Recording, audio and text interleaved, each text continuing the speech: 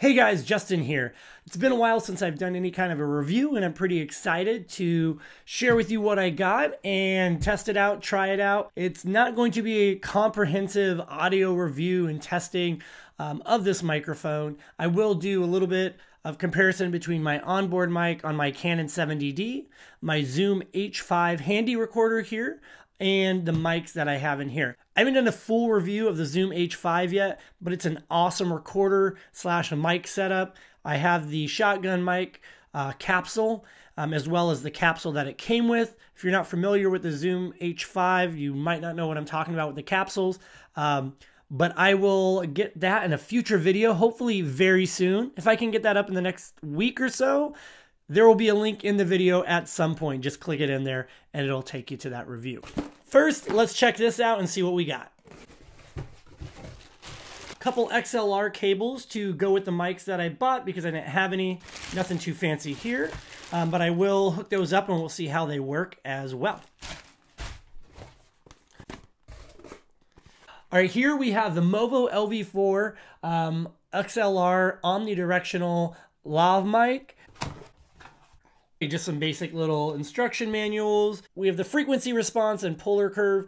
I'm not really into all that, but being a video guy, you got to know a little audio too. So that's in there if you'd like to check it out. Also came with this cool little happy, not happy, happy, not happy. Nothing really important. I just like clever customer service type things. But that's also something good to remember. It has their info on here. If you like it, tweet them, hit them up on Facebook, their website, let them know what you like. If you don't like them, which is when we normally connect with our customer service reps, obviously that info is on here too. But if you ever like a product, don't be afraid to tweet them or go on their Facebook and just give them a shout out and let them know you like the product. People don't hear enough of that. And so I think the more that we reach out in a positive light, the better.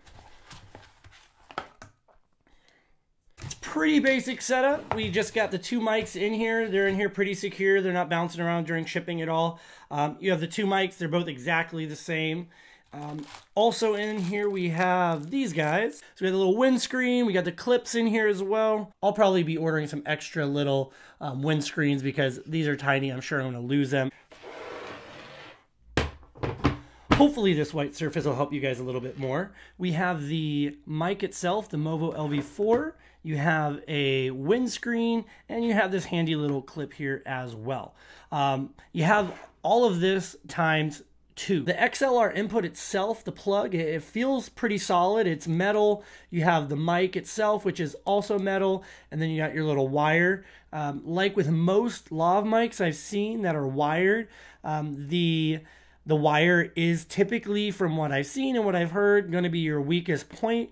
Right now you hear me on the Zoom H5, so if there's any handling noise, I apologize for that. But I wanted to be able to show you on the bottom of the H5, you have two XLR inputs, which is the reason I got this mic right here. After doing some searching around and trying to find XLR lav mics, this is what I found to be the best option for me within the price range that I was looking at right now. So are there better options out there that are more expensive? Definitely. Are there cheaper options? Probably too. But as far as quality and cost, this has what I'm looking for with the right features. So what I'll do is I'll go ahead and plug this into the H5. We'll set the camera back up so you can hear what it would sound like with the on-camera mic compared to the Zoom H5 compared to the Movo LV4. In case you couldn't tell, I'm already wearing the LV4 mic, which is what you hear on me right now. Also, out of sight of the camera, I have this guy right here, the Zoom H5. This is also being recorded into the Zoom H5 as well. You can record up to 4 tracks on there at the same time. Pretty awesome. Also, I have the Canon 70D onboard mic, which I'll be using right now as well. Let's start off right here. How much wood could a woodchuck chuck if a woodchuck could chuck wood?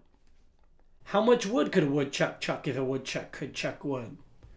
How much wood could a woodchuck chuck if a woodchuck could chuck wood? All right, so now we're back here on the LV4. Quick comparison, like I said, not meant to be an in-depth audio review of the microphone. I just want you to be able to hear comparison, especially from an onboard mic and the lapel mic here as well, just to hear the difference. The camera right now is only about 4 or 5 feet away from me right now. So I just wanted to test that out. All right, so these XLR cables from the beginning of the video, I want to hook these up right now and to see how that impacts, if it impacts the quality or anything from the LV4 to the Zoom H5. The LV4 does require phantom power. So something important to remember, it has to be capable of whatever you're recording on, of supplying that phantom power. My H5 can do that. I just want to see if there's going to be any kind of difference with an XLR cable. So let's try that out. This is a 20-foot XLR cable that I got from Amazon. It wasn't very expensive. The brand name of it is Made in China. That's about all I know. I'll put a link to this, the LV4 and the H5, Canon 70D in the description below. So if you are interested in any of those products, you can check that out, because so far I'm loving the Canon 70D. I've had it for a while, and the Zoom H5. They're fantastic. I'm not going to know how this guy is until after the video. So I'll put a little box here letting you know what I think. This is a 20-foot cable right here. No brand name really. It's just something I saw on Amazon. It was there as recommended. It had decent reviews. It was cheap, so I bought it. Let's plug it in and see how it goes.